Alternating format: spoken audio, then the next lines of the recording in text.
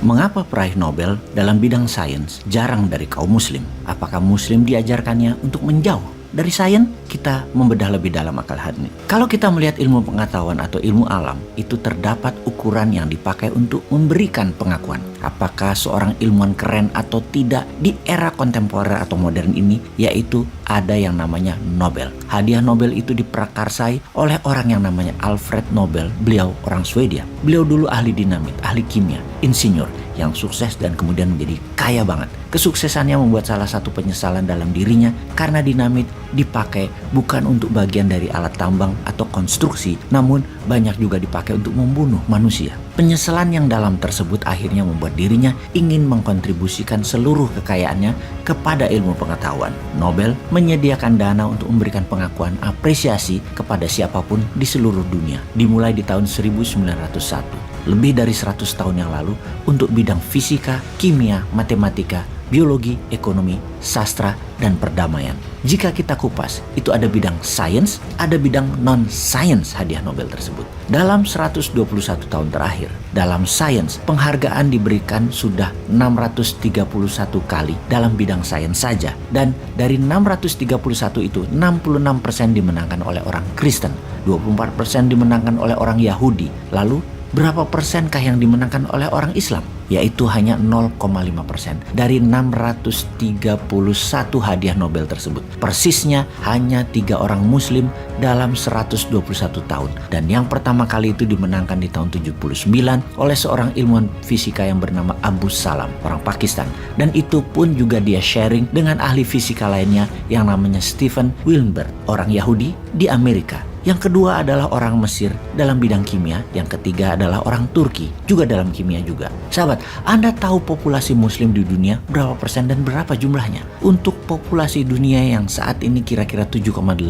miliar, populasi Islam atau Muslim itu 1,8 miliar, kurang lebih 23%. Kaum Nasrani Katolik itu totalnya 2,5 miliar dari populasi dunia, kurang lebih 33%. Pertanyaan saya, mengapa orang Muslim yang merupakan 23% dari populasi dunia hanya bisa memenangkan 0,5% hadiah Nobel dalam bidang sains? Nah, kalau kita berpikir mengenai ilmuwan dalam era kontemporer, nama-nama yang muncul siapa saja? Isaac Newton di abad 17, Albert Einstein, kemudian Aristotle kira-kira 2000 tahun yang lalu Charles Darwin, Nikola Tesla, Marie Curie yang merupakan seorang perempuan Yahudi dari Polandia lalu mengungsi ke Prancis dan menang 2 Nobel. Nah, jika kita perhatikan semua itu nama-nama Eropa, tidak ada nama Timur Tengah, nama Afrika atau nama Asia.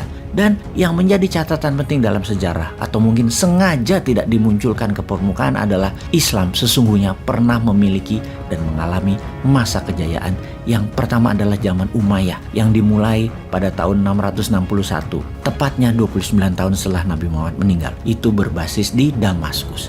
Itu diprakarsai oleh orang yang namanya Muawiyah yang menjadi awalnya seorang gubernur tapi menjadi sangat berkuasa. Bahkan ada teori mengatakan kekuasaan Muawiyah di zaman khalifah pertama adalah Abu Bakar itu sangat berkuasa dan dianggap lebih berkuasa daripada kekuatan spiritual yang dipegang oleh Umar dan Utsman sebelum Ali mengambil alih. Tapi kejayaan zaman Umayyah hanya berkuasa kurang lebih 90 tahun dan diambil alih oleh teman-teman dari Persia yang menamakan dirinya Abbasid atau disebut dengan nama Abbasiyah. Abbasid atau Abbasiyah ini berkuasa selama 500 tahun dari tahun 750 sampai tahun 1258 kira-kira. Dalam 500 tahun ini ratusan ilmuwan hadir. Mungkin kita tidak menyadari bahwa 2/3 dari nama-nama bintang yang ada di galaksi kita Milky Way atau galaksi Bima Sakti itu adalah nama-nama Arab dinamakan oleh ahli astronomi yang hidup di era Abbasiyah selama 500 tahun tersebut. Lalu ada orang yang namanya Ibnu Sina. Beliau menulis karya yang namanya The Canon of Medicine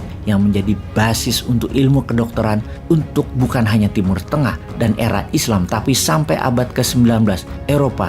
Ada yang namanya Al-Biruni. Al-Biruni ahli trigonometri yang menemukan teori untuk mengukur panjang lingkar planet bumi di abad 9 dan 10 itu. Mereka sudah menemukan bahwasanya lingkar bumi itu 40.000 km. Fast forward ya ke 1000 tahun kemudian, ternyata akurasinya itu cuma off di bawah 1%. Hal tersebut ternyata sudah ditemukan 1000 tahun yang lalu oleh Al-Biruni. Ada juga yang namanya Al-Khawarizmi. Beliau adalah ahli matematika. Beliau menulis buku The Compendium of Addition and Deduction. Inilah inti dari penambahan dan pengurangan yang namanya aljabar. Dan teorinya beliau menjadi dasar, bahkan kata algoritma adalah berdasar dari kata Al-Khawarizmi. Lalu terdapat juga ilmuwan yang menemukan alkimia, chemistry. Itu dari kata alkimia, dan dari alkimia menjadi alkemi. Nah, ini disalah tafsirkan oleh Eropa 400 tahun berikutnya. Ternyata dasar dari alkimia itu bercabang dua, alkemi dan kimia. Lalu ada juga ilmuwan yang bernama Al-Tusi yang menemukan teori mengenai kemungkinan bahwa matahari adalah center of solar system. Siapa yang mendeklarasi bahwa matahari itu adalah center of solar system pertama kalinya adalah Kopernikus, orang Polandia, di tahun 1543. Sampai mau dihukum karena dia dianggap mengkhianati spiritualitas Nasrani waktu itu. Abbasiyah atau Abbasid itu diprakarsai oleh raja yang bernama Al-Mansur, yang kemudian keturunannya bernama Harun Al-Rashid, dan kemudian keturunannya lagi bernama Al-Mahmud. Al-Masyur, Harun Al-Rashid, Al-Mahmud mengumpulkan karya-karya yang ditempatkan di Baitul Hikmah atau di House of Wisdom. Tapi hebatnya, mereka mengumpulkan karya-karya dari seluruh dunia, dari zaman Aristoteles sampai zaman Romawi sampai Tiongkok, dan jangan lupa di abad 89 itu juga bersama dengan kejayaan dinasti di Tiongkok yang bernama dinasti Tang. Dinasti Tang menemukan kertas yang digunakan untuk menulis dan akhirnya digunakan untuk memprinting uang. Ratusan ilmuwan itu muncul dalam 500 tahun, dan yang hebat, kerukunan dan keterbukaan itu sangat dikedepankan oleh para raja tersebut. Mereka mengundang orang Yahudi, orang Kristen, orang Islam, bahkan ateis. Bahkan ada pemimpin Baitul Hikmah tersebut atau di House of Wisdom tersebut adalah orang Kristen. Selama mereka mengerti substansinya Baitul Hikmah itu apa, hak itu bisa diargumentasikan bahwa di zaman Abbasiyah itu adalah zaman pertama di mana meritokrasi dikedepankan. Tidak perlu warna kulitnya apa, agamanya apa, yang penting tepat, faham, pinter, dan bijak. Dan hebatnya lagi ilmu pengetahuan di zaman Abbasiyah itu prakondisinya adalah pengetahuan matematika. Anda bekerja sebagai PNS, mau bikin startup, mau kerja sebagai guru, mau melukis, itu harus mengerti matematika. Namun sayang pada 1258 runtuh, dihantam oleh Hulagukan, keturunan Genghis Khan, salah satu pangeran dari kerajaan Mongol, menghancurkan Baghdad, ibu kota Abbasid. 1 juta manusia meninggal waktu itu. Jutaan buku yang ada dibakar, dihancurkan, dibuang, dan lain-lainnya. Itu merupakan titik infeksi yang menyebabkan menurunnya kejayaan Islam. Yaitu, 1, diserang oleh Hulagukan di tahun 1258. 2, terdapat hipotesa lain yang menyebabkan penolakan mengedepankan pemikiran Islam di zaman Abbasiyah, di mana sains Islam itu menurun karena sikap orang-orang Eropa untuk tidak lagi mau menggunakan Timur Tengah sebagai titik interaksi antara Eropa, Timur Tengah, dan Asia. Mereka mengambil keputusan untuk naik kapal muter melalui Afrika, India untuk menuju Asia mencari rempah, sehingga dianulir kepentingan untuk lewat Timur Tengah. Ini merupakan kemungkinan kedua bahwa kejayaan Islam itu menurun secara drastis karena hal itu. Ketiga, ditemukannya mesin cetak di Eropa di abad 15 di Jerman. Mesin cetak kertas ini menjadi game changing. Karena mesin cetak, mereka bisa memes produksikan tulisan-tulisan tersebut hingga proses belajar Eropa jauh lebih cepat daripada Asia ataupun Timur Tengah. Dan 4, ada seorang filsuf yang namanya Hamid Al-Ghazali yang mengedepankan pemikiran bahwasanya revolusi atau wahyu atau spiritual itu jauh lebih penting daripada investigasi rasional. Kalau disederhanakan, peribadatan lebih penting daripada amalan duniawi. Jadi,